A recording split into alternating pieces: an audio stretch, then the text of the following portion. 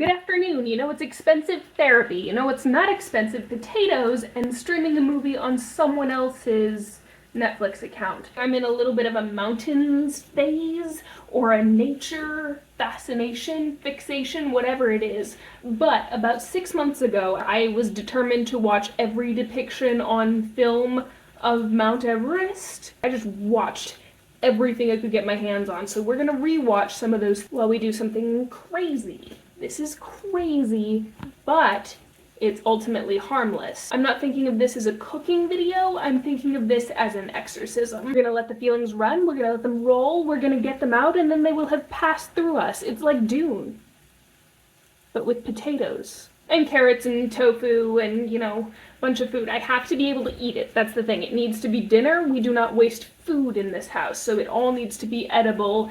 I had cayenne on my finger and rubbed it in my eye. All right, I'm gonna get tonight's movie picked out and a few more ingredients prepped. And then I'll check back in. It's gonna be dark. It's gonna be ring light activity. I'm sorry, that's how my life works.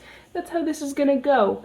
Deal with it. Okay, I got changed into our evening outfit and I found what we're gonna be watching on Netflix. I'm gonna be rewatching Aftershock, Everest and the Nepal earthquake. It's about the 2015 earthquake that hit Kathmandu. I'm looking for awe right now. And critically, awe that is not related to human achievement. Human effort is involved in a significant capacity in all of these films and documentaries, and in the culture surrounding the mountain there's a lot of human endeavor, and you could argue achievement in the I'm not interested in the people that climb the mountain. I'm interested in the mountain and the people that live there and work there.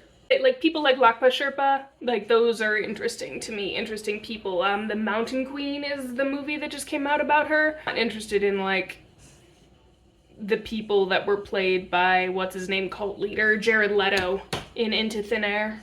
Just not what I'm here for. Not what this is about today. I'm gonna have to film my computer screen for the next step. I'm so sorry, I'm incompetent. The photo we're gonna be using for our model. I'm waiting for our ingredients to cool down, but I just got to the part of the documentary where the earthquake hits Kathmandu. I forgot about all the shaky, like, handheld footage. The scale of the human fear and suffering in just a few minutes of selected clips is a lot to process. I've seen this before and it's still a lot to process. I don't know why I thought this would make me feel better. I have significant criticism about the production of the documentary itself. I don't think it needed to be 4 episodes. I think some elements are dragged out and some parts of the interviewees' biographies are clipped out for shock value when they're not super relevant to their trauma or their experience of the earthquake and the avalanche. So I think in general, the production is more dramatic than necessary when the eyewitness recordings speak for themselves. That feels like it gets distracted and bogged down. I think they needed to cut. These are taking forever. You might think I'm going to eat all of these. You would be wrong. We are going to use some. I'm going to eat some. This is my snack. I'm going to eat them. But useful. Okay, a sneaky little update. I fell asleep on the couch waiting for the potatoes to cool down. So we're gonna go to bed. It is only 8:20 p.m. However, I am ancient and decaying. I get to eat a mountain for breakfast, so.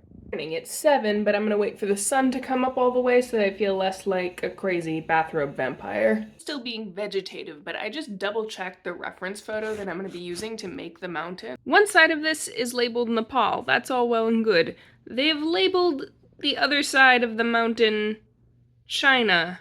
That is a choice. Oh, you're at a Dutch angle. This is not a Dutch angle type of vibe. This is the morning. Everything is set up and ready to go to make mashed potato Everest. Yes, I did sleep in these clothes. It isn't just mashed potatoes. I ended up not having quite enough potatoes for what I thought was gonna go down. So I mixed in a bunch of carrots. So it's like, it tastes like boiled carrot, but it's boiled mash. I am tapping into my Irish roots with boiled vegetable slurry. Are we gonna eat it? Yes. This is a no food waste project. I'm gonna go take care of my hair. It is currently 8:44 a.m. This pot is older than my parents. We inherited it from my partner's Savta. Is Savta a grandmother? I think Savta is a grandmother. For our entertainment selection, I'm gonna rewatch Cleaning Everest, which is one of my favorite Everest films about a group of Sherpa who go up and remove a bunch of the trash that all of the tourists have left everywhere on the mountain, their sacred space. I think it's pretty critical viewing, especially if you're someone like my dad who romanticizes climbing Everest as some pinnacle of personal achievement, because the mark that selfish adventurers have left on that landscape is really devastating. It's very tragic. Why do I want to think about tragedy when I want to feel better? Cleaning Everest is a really, really good look at just the trash and beer cans and boots and, you know, bodies that get left there, although they do recover some of the human remains over the course of the documentary. If you don't have a ton of time, John Oliver has a good quick segment about like, hey, maybe don't climb Mount Everest. Like, so yeah, clearly I'm obsessed with this mountain. Would I ever try to climb it? 1, look at me. 2, I think it's unethical. It's unethical for everybody climbing Mount Everest, but I think my reasons to go forth would be. Anyway, mush. The carrot skins left a little bit of a bitterness to it that I'm not in love with, but when I actually get to eating it, like, that can be fixed. Facing me, and then I will rotate it for you all, but I have to be able to check my reference photo and build this. And my kitchen is just not an ideal filming environment that way. Should I use something other than my hands? I'm just gonna use my hands. We're just gonna go for it. Good morning. I have to shower later anyway. I'm gonna smear something the length of this to get it to scale. This is a very precise scientific enterprise. I like that the texture of these potatoes is actually kind of melty because it'll like settle into itself and morph the way landscapes do. Wow, this is so cold. I left it in the fridge overnight. It's interesting. I wanted to make this mountain to think about the landscape, but because of the culture surrounding Everest and the climbing culture, you cannot contemplate this landscape without contemplating like intense levels of human tragedy. Maybe I should rethink this project. No, it's too late. I'm doing this. I wanted to meditate on this subject, and meditating on this subject means doing something with my hands because I cannot sit still. Also, acknowledging the suffering involved in the topic. Potatoes are actually really, really liquidy. It's gonna be really hard to make the lotsa face and also the nipsa peak. That's okay though. We'll figure it out. Okay, yeah, the potatoes are really, I didn't cook enough liquid out of these. I could have made them chunkier, but I don't have a potato masher anymore. I have an idea. Being a good housemate means doing all the dishes involved in your mental breakdown as you create them. In order for the next phase of the plan to work, I gotta roast this for like 20 minutes. We'll see, get some of the excess moisture out. So, pause. Okay, it is 10:20. Waldo, I've re-roasted the potatoes and they've cooled down. We're gonna do attempt number 2. Well, buddy, these are not your potatoes. He wants the potatoes. He cannot have them. I gotta wash my hands. Okay, let's look at the reference again. The ridge that has the Nepal side and the Tibetan side, then the summit, then the Lhotse face, the Nipsa ridge thing lining the camp. The documentary I'm watching, it's technically called Death Zone Cleaning Mount Everest, not Cleaning Mount Everest, but I forgot Patrick Stewart narrated it. If you're unaware, Death Zone, so technically I'm working on as like this area as like the summit, with this being Lhotse and the Nipsa Ridge is gonna come down here. The Death Zone incorporates the entire area around 800 meters, which it has to do with the oxygen levels. It's where people tend to die. I think it's like over 200 people since 2009. You're gonna wanna fact check all of this. This is just from memory. Camp 4 is at 800 meters. So Camp 4 is kind of like right around the Death Zone, and it's all of like this stuff. This is what happens when you don't let your kids play with their food. They just wait until they're in their 20s to do it.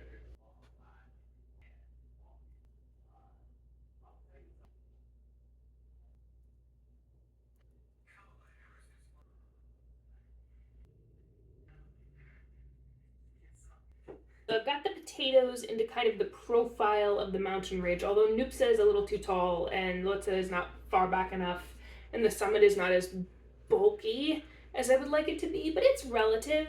It's on a relative scale. So art is about the impression and the visual translation of an idea and not necessarily scientific accuracy. Gotta integrate this a bit better. So everything's a little too far apart, so we're just gonna squish it in. This is the reference photo. This is what we got going on so far. I lost a little bit of this ridge, but that's okay. That's all right. You can see the roots sneaking up. Okay, so if you notice, we're missing the Kungwa Icefall, which is a glacier that is melting in between. Where's Camp 2? Camp 2, I'm sorry. Camp 1 on the mountain, which on our model is gonna be around here, and base camp, which on our model is gonna be right about here. I struggled with how to represent it because it's texturally a different element of the landscape, and then I thought, tofu scramble. Camp 1 is right about there. Little glacier bits. Big glacier bits, bigger than I expected. That's okay. It's a little too high up, but this is not to scale. This is not about accuracy. This is about energy. I'm gonna take the rest of the tofu that I pre-cooked and just kind of scatter it around the outside to make some landscape. I see in this bowl, I also have some roasted chickpeas. What are those for? I've cut some of our roasted chickpeas in half, and I'm going to use them to mark key locations along the trek up the mountain, like the summit. Why, if I don't ethically support people adventure tourism climbing Mount Everest? I don't know. It feels important. We have to channel whatever the feeling is in this moment because clearly this is an unserious activity. Our Camp 1 right here. Base Camp South is on the Nepal side. I don't know where Base Camp North is on the Tibet side. I'm just gonna roll with it. Base Camp right there. Camp 2 is actually pretty close to Camp 1. And then Camp 3 is pretty close to the Lhotse face. Camp 4 is like in this divot. I'm gonna dig it down a little bit with my finger to make it a little more obvious. Camp 4 is right there. I'm gonna take some of the greens that I also roasted and just make a little trail. Connecting them up the mountain. Fascinating that of all mountains, I know it's like the tallest or whatever, but why does this one have such a place in our popular imagination? Most mountains of this scale do not have a lay audience like the people in the documentary who would challenge themselves to climb it with very little experience and pay a ton of money to a tourism company to climb it with very little experience. Like, have you seen The Alpinist? I haven't heard of half the mountains they talk about in The Alpinist, but those require more specific skill, I guess. Like a lot of the Everest footage, I'm not saying it's not difficult, it is incredibly physically trying, but you're just walking, and you just have to keep walking from the bottom to the summit. You don't need, I mean, there's the ladders. You need to be able to walk and climb a ladder, but most mountains, you can't just pay a local population to cart the majority of your camping gear up to the top because you need to be carrying your stuff because you're climbing physically. I don't know, just something that came to mind. I'm gonna scatter some more of the chickpeas around base camp to be like little tents. You see, I have 3 impossible nuggets. What are they for? I wanted to make a bit of a color contrast. I couldn't think of anything white to dust this with that would be snow, because I can't eat Parmesan cheese. However, if I make like some bolder faces, it's just gonna be slightly more orange at the bottom than at the top, but color contrast.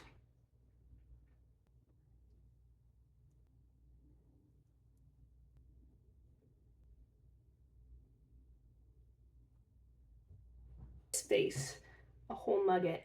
Might regret that decision. Mashed potato, tofu, chickpea Everest. Okay, why did I want to channel my energy into thinking about this wonderful natural feature of our planet that holds a lot of spiritual significance for many people and that also inescapably brings one to conversations of exploitation, suffering, human tragedy on a lot of different fronts, and just death? I don't know.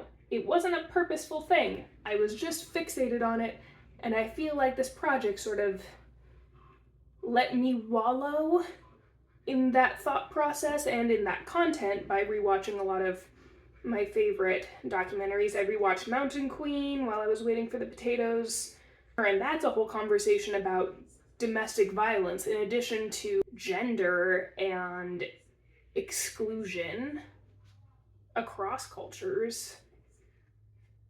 I don't know, it just let me be in that brain space for a little while. And I feel done. And normally I would be like hung up on this for like a week just thinking like, why am I thinking about Mount Everest so much? But I made it out of potatoes. And I'm all done now. I'm gonna eat it. I'm going to eat the thing, consume the thing that has been consuming me. Whoa, no, that's too art brain. We're just gonna eat some potatoes and carrots and impossible nuggets and tofu and chickpeas. I'm gonna eat the top, the summit, the symbol. No, it's not a symbol. It's food. It's pretty bland. The tofu isn't. I'm gonna take another bite of the tofu, and I put so many different like fennel seeds and mustard seeds and like some rosemary and stuff into the tofu and the chickpeas. There's a lot of flavor there, but the potatoes themselves are boring. Normally, I'm not a ketchup person. I don't even like it, but this is the occasion. I'm gonna have to clean my whole stove again. Oh, that's a whole carrot. No wonder. No, that's the chicken nugget. Duh. This is a healing process. This is me cleansing. This is a spiritual way that women on TikTok light incense. This is what I'm doing. Let's eat part of base camp. Am I going to hell? Is this like sacrilege? Okay, that's about all I can take in this moment. I lied. I'm gonna have another bite. Call this ceremony complete. Goodbye. I'm gonna do something crazy next time. Good morning. Happy Saturday. I keep saying I'm done and then I keep eating. Get out of here. Goodbye. Leave me alone with my shame.